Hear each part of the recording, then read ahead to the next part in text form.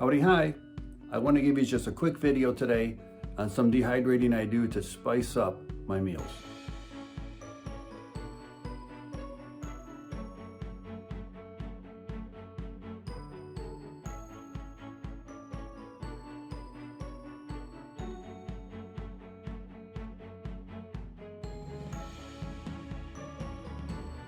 I want to share with you some of the dehydrating I do as a utility kind of process, where I just like to have this stuff dehydrated in the freezer waiting for my next trip.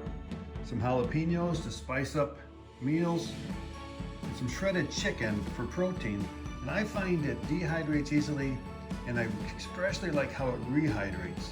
I've experimented on rehydrating turkey, ground beef. I mix in the breadcrumbs, all of that stuff. It just doesn't work right for me.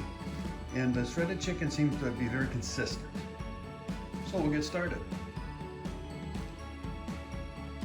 I've opened up and strained the diced jalapenos from the can, and I spread those out.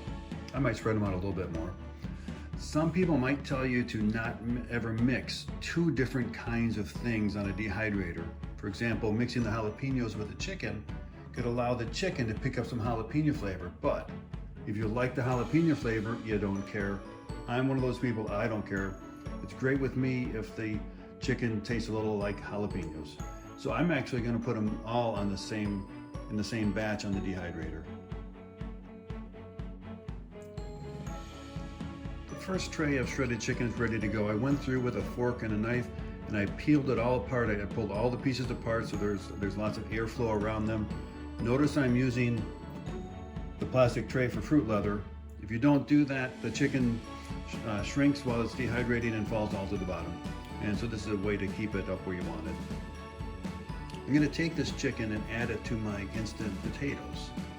It gives a lot of protein. Each can gives about 160 calories. So that plus the potatoes, it makes a pretty good meal.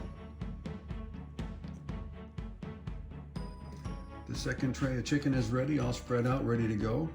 I'll put on that fourth tray. And I will be dehydrating this at 160.